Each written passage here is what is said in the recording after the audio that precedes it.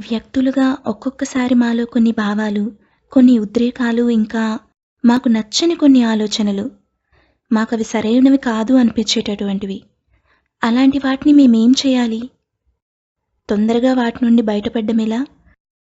ఎందుకంటే జీవితంలో సమయం చాలా తక్కువుంది కదా! నాకు ఇది ఒక కోడీస్వామిని గుర్తు చేస్తుంది. ఇది దాదాపుగా 18, 20 సంవత్సరాల క్రితం మాట. 20 సంవత్సరాల కంటే కూడా పాత విషయమే అనుకుంటా. 20 సంవత్సరాల కంటే ముందు. ఇది 80స్లో జరిగిన మాట. 87, 88 ఆ ప్రాంతంలో. నేనప్పుడు తమిళనాడుకి కొత్త. నేను తిరుపూర్ నగరంలో ఒక కార్యక్రమం చేస్తున్నాను. అక్కడి ప్రజలు నాతో ఇక్కడ కోటిస్వామి ఉంటారని చెప్పారు. నేను ఆయన కోటిస్వామి ఎందుకు అయ్యారు అని అడిగాను. కోటి అంటే 100 లక్షలు. ఆయన కోటి కోటి కోటి అని అంటూ ఉండేవారట. ఆయన దగ్గరకు వెళ్తే కోట్లు వస్తాయని ప్రజల నమ్మకం.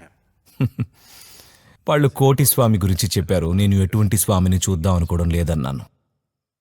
అప్పుడు వాళ్ళన్నారు, లేదు, చాలా మందికి అక్కడికి వెళ్ళి వస్తే వారికి సంపద చేకూరుతుంది అని చెప్పారు. నాకు వెళ్లేందుకు ఆసక్తి లేదన్నాను. అప్పుడు వాళ్ళు ఆ వ్యక్తి అసలు మల విసర్జన చేయరు అని చెప్పారు. అప్పుడు నేను అలా అయితే ఆయన ఎవరో చూడాలి అనుకున్నాను. ఎవరైనా ఆ పని చేయడం లేదు అంటే దాని అర్థం ఆయన అత్యంత పరిశుద్ధుడైన అయి ఉండాలి, లేదా ఆ మలినాలతో పూర్తిగా నిండిపోయినా ఉండాలి. అవునా? సరే, అసలు బాత్రూంకి పోని ఆ మనిషిని నేను చూడాలి అనుకుంటున్నాను అన్నాను. ఇక పొద్దున్నే నా కార్యక్రమం ముగించుకున్నాను. నాకు సాయంత్రం మళ్ళీ క్లాస్ ఉంది. ఆ మధ్యలో మేము దాదాపుగా 150 కిలోమీటర్లు ఉందనుకుంటా, మేము అక్కడికి డ్రైవ్ చేసాం. అంతే. మేము ఒక చోటికి వెళ్ళాం. అది ఒక పాత పాత జమీందారీ ఇల్లు ఉంటుంది కదా, అలాంటిది. పాత కాలంలో జమీందారులు పెద్ద భవంతుల్లో ఉండేవారు. ఒకప్పుడు వాళ్లకు ఎన్నో ఎకరాల భూమి, చాలామంది సేవకులు ఉండేవారు. అప్పట్లో వాళ్ళు అలాంటి ఇళ్లలో గొప్పగా ఉండేవారు. కానీ ఆ తర్వాత కాలంలో ఒక పరిమితికి మించి భూమి ఉండకూడదనే చట్టం వచ్చింది. దానివల్ల ఆ ఇల్లు చాలా పెద్దదైపోయింది. అది పెద్ద పెద్ద భవంతులతో ఉంటుంది, తెలుసా? ఇంకా సాధారణంగా అవన్నీ పాడుబడిపోయాయి, శిథిలావస్థలో ఉన్నాయి. ఎందుకంటే అంత పెద్ద ఇంటిని మేనేజ్ చేసేందుకు వాళ్ళ దగ్గర డబ్బు లేదు. సరే, ఈ ఇల్లు ఎవరిదో అయి ఉంటుంది కదా, ఆయనది కాకపోయి ఉండొచ్చు. అటువంటి ఇంట్లో ఆయన ఉంటున్నారు. ఆ ఇల్లు చాలా ఘోరంగా ఉంది, దాదాపు పాడుపడిపోయింది. ఎలా అంటే బయట నుంచి చూస్తే అక్కడ ఎవరైనా ఉంటారా అని మీరు ఊహించరు. ఆ ఇల్లు అనాథగా ఉండిపోయింది. ఇక్కడ అన్నీ పెరిగి పాడుబడిపోయిన ఇల్లులా మారిపోయింది. ఇంకా అంతా బూజు పట్టేసింది. ఎలా ఉందంటే అదొక దాన్నే ఉంటారు, మీకు ఒక పాడుబడ్డ భవనంలా, పాత దెయ్యాల కొంపలా ఉందన్నమాట. అన్నీ ఊడి పడిపోతున్నాయి అక్కడ. నేను సరే, ఎవరో కోటీశ్వరుడు అనుకుని నేను అలా నడుస్తూ ఉన్నాను. కొద్దిగా ఖాళీ స్థలం ఉంది. అక్కడ ఒక పీఠం ఉంది. అక్కడ ఆయన ఉండే చోటు ఇంకా కొద్దిమంది స్త్రీలు కూడా ఉన్నారు. ఆయనకు కావలసినవన్నీ చూస్తున్నారు. నేను ఆ పీఠం ఎక్కి చూశాను. అక్కడ ఒక పెద్ద, బహుశా మీరు చూసారో లేదో నాకు తెలీదు, మన దేశంలో డ్రామాల్లో ఇంకా పెళ్లిళ్లలో వాడుతూ ఉంటారు, పెద్ద సింహాసనం లాంటిదన్నమాట. వెనకాలేమో ఇంత ఎత్తుగా ఉంటుంది, ముందేమో ఇలా. అది మనుషుల కోసం చేసినట్లేదు. అది దేనికోసం చేసినట్టుందంటే ఒక ఏనుగుకు ఉన్న గర్వం కోసం చేసినట్టుంది. ఏ మనిషి అయినా సరే అందులో కూర్చుంటే చాలా చిన్నగా ఉంటాడు. అది మనిషి శరీరం కోసం చేసినట్టు లేదు, అది మనిషి అహం కోసం తయారు చేసింది. చాలా పెద్ద కుర్చీ. ఖచ్చితంగా అందులో కూర్చోడానికి సౌకర్యంగా ఉండదు, అలాంటి కుర్చీ అది. ఇంకా అలాంటివి బాగా ఖరీదైన కుర్చీలు కొన్ని ఉన్నాయి. కానీ ఇది ఎలాంటిదంటే డ్రామా కంపెనీలో ఉండే కుర్చీ లాంటిదే. దానికంతా బంగారు రంగు కాగితాలు అంటించున్నాయి. మీకు తెలుసు కదా, హిందూ స్వర్గంలో అంతా ఎరుపు ఇంకా బంగారు రంగులో ఉంటుందని. ఒకవేళ మీకు కల వస్తే మీరు స్వర్గంలో ఉన్నారో లేదో మీకు తెలియాలి కదా. డెకరేషన్ అంతా ఎరుపు ఇంకా బంగారు రంగులో ఉంటుంది. సరే, అలాంటి ఒక కుర్చీలో, అది ఎలా ఉందంటే ఏ క్షణంలో అయినా అది విరిగిపోగలదు అన్నట్టుంది. అలాంటి కుర్చీ అది. ఇక ఈ వ్యక్తి ఏమో చాలా చిన్నగా ఉన్నాడు, ఎండిపోయినట్టున్నాడు.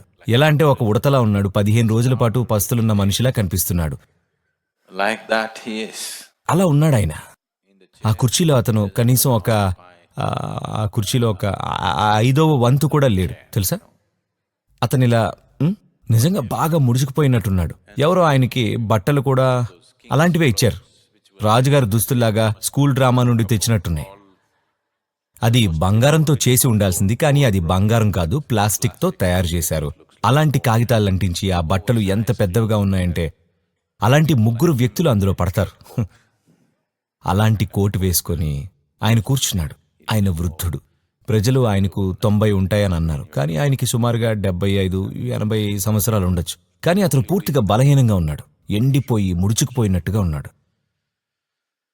ఇక అక్కడున్న కొంతమంది ఆడవాళ్లు కొన్ని చౌకబారి చాక్లెట్లు ఆయన నోట్లో పెడుతూ ఉన్నారనమాట. ఆయన వాటిని ఉమ్మేస్తూ ఉన్నారు. వాళ్ళని తీసుకెళ్లి ప్రజలకు పంచుతారు. అది ప్రసాదం, అర్పణ అనమాట. ఈ జరుగుతున్న తతంగం అంతా నేను చూస్తున్నాను. కానీ నేను అక్కడికి ఎందుకు వచ్చాను అంటే తెలుసు కదా, ఆయన అసలు బాత్రూంకి పోడని వినడం వల్ల. నేను అటు ఇటు నడిచాను. అక్కడ చిన్న తలుపు ఉంది. అది తీస్తే అది టాయిలెట్. నేను అక్కడ ఉన్న స్త్రీలలో ఒకరిని పిలిచి, ఇక్కడేమో టాయిలెట్ ఉంది కదండి, మీరేమో ఆయన బాత్రూంకి పోడు అంటున్నారు, ప్రజలు ఆయన మల విసర్జన చేయడు అంటున్నారు అని అడిగాను. ఆవిడ లేదండి, రోజుకు ఒక్కసారి వెళ్తారంతే, ఒక్కసారి. Just once a day he goes. అదేమిటండి, నేను రోజుకు ఒకసారే కదా వెళ్తాను, రోజంతా అక్కడేం కూర్చోను కదా అన్నాను. చాలా ఆరోగ్యంగా ఉన్నవాళ్ళు రోజుకు ఒకసారి మాత్రమే వెళ్తారు. రోజుకు ఒకసారి ఆయన వెళ్తారు కాబట్టి ప్రజలు దాన్ని విస్మరించడానికి సిద్ధంగా ఉన్నారు. ఏదో రోజుకి ఒక్కసారి, 24 గంటలు ఒక్కసారి, మీరు దాన్ని పట్టించుకోవాల్సిన పని లేదు. అవునా? మీకు అలాంటి ఆలోచనలు రోజుకి ఎన్నుంటాయి? మీరు వాటిని పట్టించుకోకుండా ఉండొచ్చు. You know? మీరు దాన్ని పట్టించుకోకుండా ఉంటే మీరు కూడా ఒక సాధువు అవుతారు తెలుసా. చూడండి, ఆయన రోజుకు ఒక్కసారి మాత్రమే వెళ్తారు. ప్రజలు దాన్ని విస్మరిస్తే ఆయన ఒక సాధువు అయ్యాడు. ఆయన చివరికి నన్ను కూడా ఆకర్షించారు. అంత దూరం ప్రయాణం చేసి వెళ్ళి ఆయన్ని చూశాను. రోజుకి ఒకసారి జరిగే దాన్ని పట్టించుకోకుండా ఉండండి. మీకు అలాంటి ఆలోచనలు రోజుకు 10 సార్లు వస్తున్నాయా? వాటిని పట్టించుకోకండి, వదిలేయండి, పర్వాలేదు. ఇంకా విలువైన విషయాలు ఎన్నో ఉన్నాయి, వాటి మీద దృష్టి పెట్టండి మీరు. Thank for watching. Please subscribe, like, comment and share.